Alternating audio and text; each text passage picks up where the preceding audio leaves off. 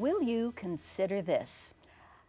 You don't think about allergies in young children. You don't really think about allergies unless something happens and you have some kind of a reaction. And this gentleman, Chris Horan, he is with the Red Sneakers chapter in Peoria, and you know that this is impacting people of all ages. That's right. It's impacting a lot of people. It's over 33 million Americans have food allergies. 6 million of those are children. That's just crazy. And are there any studies that tell us why there are so many food allergies today for 33 million people, let alone 6,000 children? Yeah, we're still looking into it. There's a lot of research being done, and that's one of the things we're raising money for, is to try to figure out the root cause. So let's talk Red Sneakers. Where did that all come about? Red Sneakers for Oakley was started 9 years ago in Florida when the Debs unfortunately lost their son Oakley to an anaphylactic reaction. Mm-hmm. They really felt that if they were properly trained on food allergies and knew what they should do to react if something were to happen, that they could have saved his life. So their charge was really to go out and educate about food allergies, let people understand that they're out there, and then what to look for. So and he had a delayed reaction. He had a delayed reaction. Okay. That's right. So is that common? That can happen, and I think they just didn't understand the seriousness of it. They didn't understand that he could actually have an anaphylactic reaction and die from it. Mm-hmm. And I think they would have, probably prepared a little bit differently if they had kind of understood all that. So that's one of the things they want people to understand, is that you can have a mild reaction, let's say, but then the next one could be anaphylactic. So mm-hmm. they're really unpredictable, the reactions. And the name of the organization became Red Sneakers because he loved his Chuck Taylors, right? Yeah, he loved the red sneakers. He was a big athlete, and so he liked to wear the red sneakers, and so they thought that would be a powerful symbol. I've got it right here on my shirt. In his memory. Ask me why I wear red sneakers, and so it's a conversation starter, because a lot of people don't know about food allergies, so it's an icebreaker to start the conversation. So how did you and Lindsay, you're the co-founders of this local chapter, how did that all come about? She's also got children with food allergies? Yeah, she has a child with a food allergy too. We a couple years ago, when our children were first diagnosed with food allergies, we both were actually working with an organization called FAIR, Food Allergy Research and Education, and trying to form just a support group. So we had other families that we could talk to. And so we both were reaching out to FAIR actually within about the same week of each other. Mm-hmm. And the nice people at FAIR connected us. And so Lindsay and I got together and we formed a support group to start with. And then as we got together with our support group and started talking about all the things that needed to happen to make this community safe for our young children, we realized that there was just a huge need. And we came across Red Sneakers for Oakley, and we saw what they were doing, and we said, this is where we want to be in a couple of years. Let's not reinvent the wheel. I'm an architect, and I've been in the architectural nonprofits, and they have chapter structures. Mm-hmm. And there's a lot of benefit to a chapter structure for a nonprofit, because you get to collaborate, get some efficiencies, but then you've got a lot of different ideas that come up too. So we approached Red Sneakers for Oakley and said, hey, we want to start a chapter, but we want we want to do it with you. We don't want to start from scratch. And they were really interested in the idea, so we worked with them for a while, and just a little over a year ago, we formed our own 501c3 and became their first affiliate chapter. Mm-hmm. So what kinds of things do you do to raise money and awareness? I mean, you're out there in the community, that's for sure. We do a lot. One of the things we do, the biggest thing we do is we go out in August to the schools, and we educate the teachers about food allergies, because a lot of these reactions are happening in schools. Mm-hmm. A lot of young kids, when the food allergies first develop is usually at the younger ages, mm-hmm. and that's the ages that we need people to be educated about it. So we start with the schools and educating them, and they can actually get epinephrine from the state, and so we help them with all that. And then we use that educational piece to then promote our event in the fall. We do a walk, run, and a teal pumpkin event in the fall. That's our big fundraiser. We've got the teal pumpkin right here. In case you're wondering why we have a teal-colored pumpkin here, yes, right now. So the teal pumpkin is about food allergy-friendly Halloween. So because we're talking about food allergies, well, what do you give out at Halloween, right? Right. Food.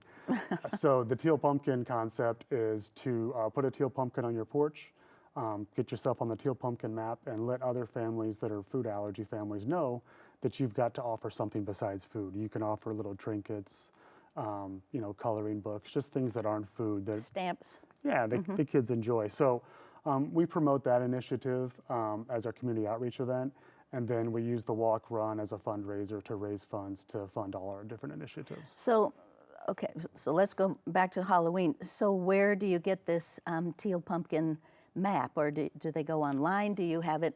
You have a web address? Yeah, so they can go online, fair.org. They can go on and sign up there, or you can come to our event, and we actually have like a physical map that we fill out, and we show people how to get in there and put their house on there, and then we give out the buckets so that you can have a bucket, and we also actually get pumpkins and paint kits, and the kids get to sit there and paint pumpkins teal, and so they have a lot of fun with that. Okay, and then that makes it safe houses for them to go to. That's right. Oh, wow, wow.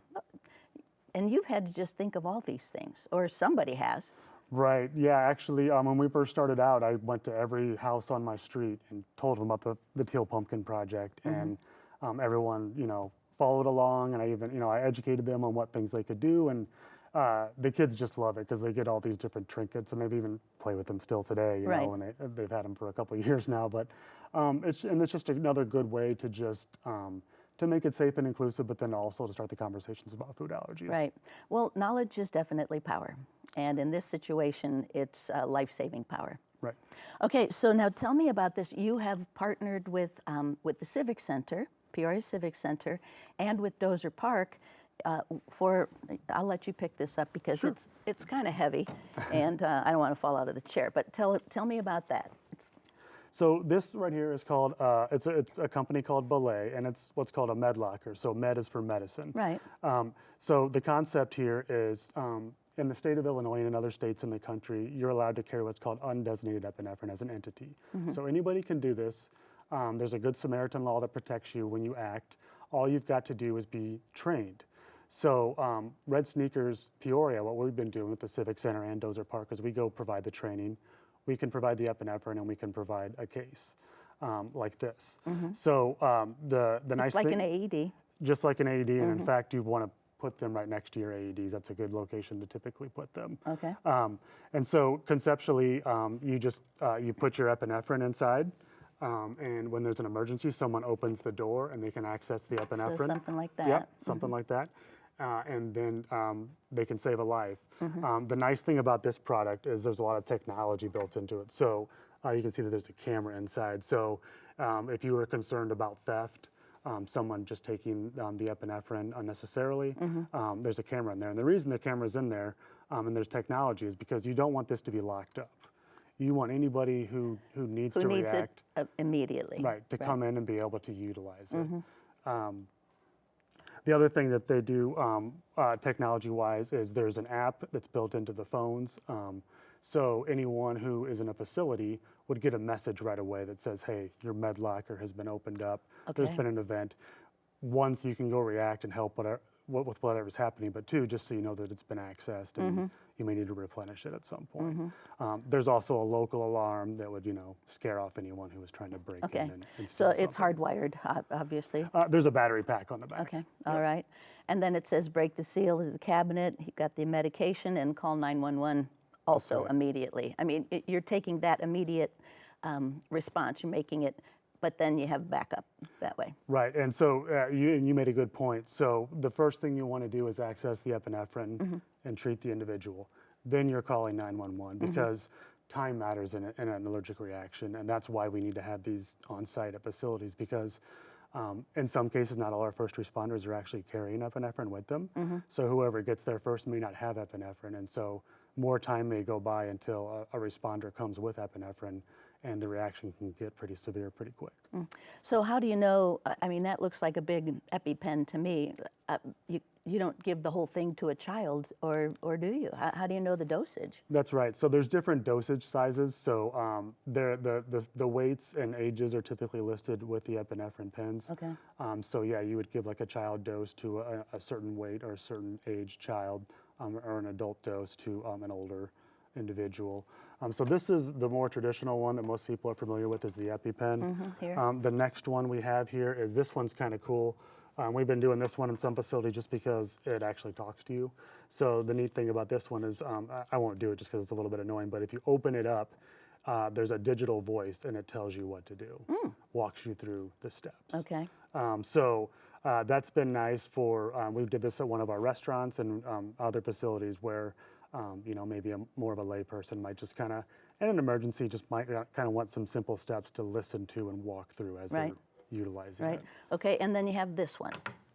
This is the newest one. This one just came on the market for really young children.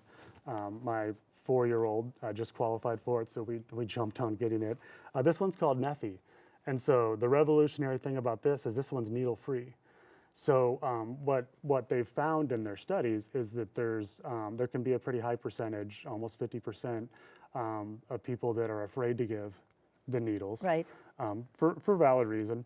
And then there can be a 40% of the population that will delay administering because of that hesitation. And people have fear of needles also. So right. And if they need it and they have that fear, then there's double trouble. Right. So this one, you stick it up your nose and spray it, sort of like a Narcan, which I think a lot of people are probably familiar with that. And so it's going to be really nice to have around. We can't quite get it in Illinois yet. We're working on that with our legislators. There's just some silly things with the language. Where it says epinephrine auto-injector, and this is a different type of device, so we just need to, you have to clean up the language to allow it legalize that language. Right, but we're working on that and hope to have that revised this summer. Okay, wow. Okay, so I'll let you, here, I'll take this little guy, put it back here, and then you have this other food allergy safety, and you're trying to get these more places. This is really very interesting. Yeah, so we did this at Clink Barn Events, the first one we did here in Peoria. They were our first allergy-friendly restaurant. And so what this lets them do is it's just a kit. So we've gone through all the protocols with them when someone comes into their facility in terms of how they should address a food allergen with someone when they order. So when someone comes in and orders an allergy-friendly meal and says, I have a peanut allergy, then that all goes back to the back of the house. Well, they go grab one of these kits, and this kit is all contained. Everything in here is clean and allergy-free, and they can prepare the entire meal with this kit without having to worry about what's called cross-contact. And cross-contact means if you have peanuts in the building and a utensil touches the peanuts and then touches the food you're preparing, that individual could potentially have a reaction. It's just crazy. I hope they do finally figure out exactly what causes all this. So let's take a look real quick. So this is all your cutlery and your cutting board and all that, right? Yeah. Do they have a separate pan that is specific for this then, or? No, they would have to do that on their own. This just kind of gives the most common spots that you would transfer. Okay. So like your cutting boards, it's got a knife in here. I think we can kind of tilt tongs, this up. right. A knife, some tongs, and a spatula. So this is the most common way you may transfer. And so we train the entire staff too. So the kits aren't necessary, but we think it's a nice redundancy and a nice additional safety. Beyond just the training, to have the kits where someone can just go to the kit and know that meal's been prepared completely safe. Right. Wow. So what haven't you thought of yet, or you haven't thought of it yet? Yeah. Well, that's how come we're trying to expand. We've seen ourselves and Red Sneakers for Oakley have been really happy with the partnership so far, but we know that there's more cool ideas out there and more opportunities. So we want to continue to get these other chapters up and running so that we can get additional ideas and think of more things that are safe. Well, and then it's all that feedback, and then you will turn over another stone and figure out, right. So now tell me about this book. This is all about educating people. This is your son's book, because your son has his allergies. Yeah, this is my son, Brody. And so this book is called The Land of Not. So it's all, it's intentionally all negative, right? The boy, he can't eat nuts. He can't be around nuts, and so there's a lot of negativity built into the start of the book, and at the end of the book, it kind of talks about well, what are the things you can do? Right. Let's not focus on all the negatives. There's fruit. Right. And, what else can you do? You can play soccer, you can, play the drums. So Red Sneakers for Oakley, they actually work with this group to brand this book with themselves.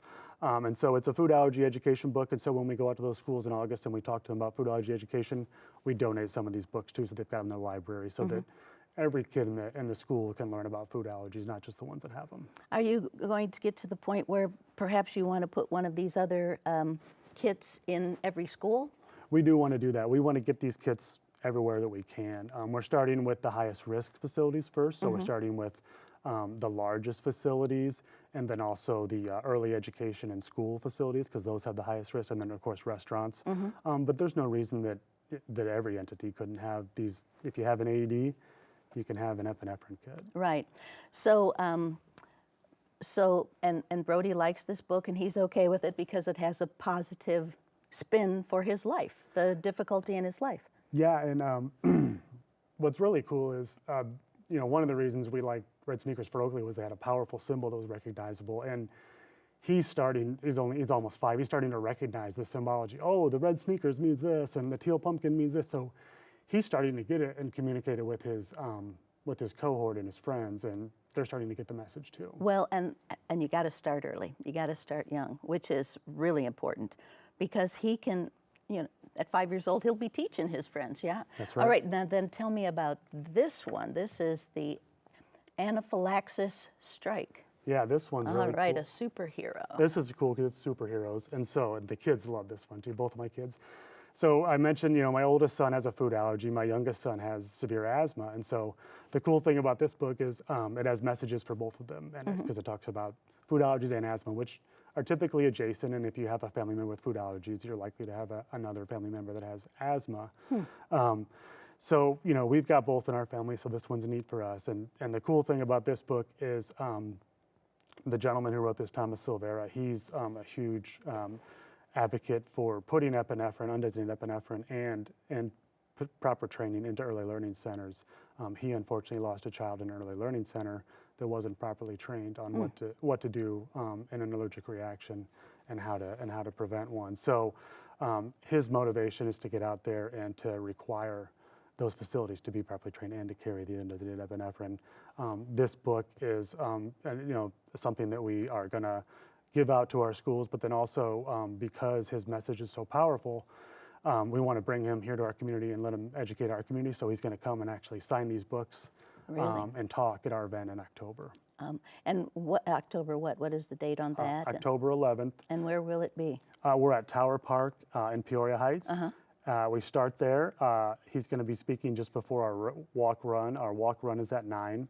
We go out to Grandview Drive and back, so you can run it or you can walk it, depending on your ability. And then when we get back to Tower Park, that's when we have our Teal Pumpkin Fall Festival. That all starts at 10. And Lindsay and I both have young children, so we've got things like bouncy houses and fun activities from other partners in the community that are going to be coming. So we've made the event fun for our children, so it's really a family-friendly event for everyone. Right. So, and any vendors that you have there, you have to make sure that they're properly vetted so that they don't have any cross-contamination as well? Yeah, that's a good point. So our event is actually allergy-friendly too. So we don't really have any food at our event. We have it from 9 to noon intentionally, so you can eat before you come, And go eat home and have afterwards, lunch right. afterwards. But what we found, what's been really interesting to learn from these other families is a lot of these families, they haven't been able to go to an event before because of the fear of food. So our event may be the first one they've ever been able to go to. Wow. What an opportunity you're creating for these families. Bring them together and do this fun stuff. So when you go into the schools, how are the teachers responding to the training? Are they fearful? Are they asking the right kind of questions? What are you finding? Are they fearful? I mean, they might be afraid of needles as well. Yeah, there's definitely some fear. So what we do is we take in oranges and actual expired epinephrine pens and let them feel what it's physically like to use a real EpiPen. We've got the trainers too, so they can practice, but that gets, the practice gets the apprehension away, right? So the more you practice, the more you're involved, the more you're educated, the easier it's going to be. So that's one way we break down that barrier. And then a lot of what we get is just really good feedback in terms of like, thank you for doing this. It's so good that you could come in and really share this information with us because we didn't know or we didn't know enough. And you were saying earlier that so they have one of these kits at Dozer Park. Yeah. But you need another one for the suite level. And what about the Civic Center? There's one, but there's a nursing station at the Civic Center as well. Yeah, so the way the Civic Center currently works is they have go bags, and so their go bags are outfitted with epinephrine pens, so they can their responders can go to, if they have multiple events, can go to wherever they are. But the reason we're educating people about having these kits available in public is that you know, you just never know when it's going to happen, and you want people to be able to access it, and you don't want it behind locked doors. So a lot of what we found with schools and different facilities is they may have epinephrine, but it's in a locked room. Right. And that doesn't do you any good if one, no one has the key, or two, it delays the response. So what this kit does is allows you to have it in a public space where there's a lot of fear of vandalism and theft, protects, you know, your investment, but then also provides that emergency resource right where you need it. Right. Well, and there was a big brouhaha years ago about the price of epinephrine just going through the roof. So you definitely want to take care of that and use it only when you have to. All right, now we have a soccer ball up here. Tell me about your soccer connection then. Yeah, so our co-founder, Lindsay Spangler, she used to play collegiate soccer for Tennessee. And the people that she played collegiate soccer with, one of her teammates now runs an organization called Team First. And so Team First is with Mia Hamm and other professional soccer players, and they go and do camps all over the country and invite a small amount of children to participate. And conceptually, they want children that are either doing it for nonprofit reasons, or the child themselves is raising money for a good cause. So we approached them and said, hey, we've got this nonprofit. We would love to do a soccer camp because Oakley loves soccer. That's actually, you know, they have the soccer balls that they give out for their swag. We just think it'd be really cool. So Lindsay was able to work with her connections there and get, just this past May, get a soccer camp in Florida at where Oakley used to play, and get it is available to food allergy families all over the country to come. And in addition to it just being a camp for a nonprofit and raising money for food allergies, we made it allergy friendly too. She went to the extra extent to make sure that there was food there because, you know, you're doing athletics and there needs to be food, but she checked with every family in terms of what their allergens were and what their safety comfort was, and made sure that they had specific food that was either free of their allergen or free of the top 9 allergens available. Well, so the peanut allergy is that the most severe? I don't know, because some people are you know, are gluten sensitive and that kind of thing. Is that included in this, or? Yeah, there's some overlap with some gluten in this, just because you know, the difference is that, you know, a food allergy, you can be anaphylactic and die from it, and some of the other gluten intolerances, you know, maybe don't have that degree, but the conversations are similar in the sense that you're talking about food and you're talking in reaction and tailoring food and being careful about ingredients. So that's where the overlap is. Yeah. Okay. So you're going to have a big event in October. You're just gearing up. You're gearing up to grow from Peoria. Yes, red sneakers for Oakley in Florida, but they're depending on you to really help them lift this to the next level. Right. We've already been in some conversations with some individuals out in California. That's one area we want to grow, and then we've got other conversations over in New York. So if we can kind of grow to those corners of the country, then we can really make an impact all over. Work your way back in. And we can start to have this soccer camp we're talking about. We want to bring it to Peoria next, is the next place, but then we can start to rotate it around the country, because we want everyone to have access to it, but some people, you know, with planes and transport, it could be an obstacle for them. So if we can have it more regional, it'd be nice.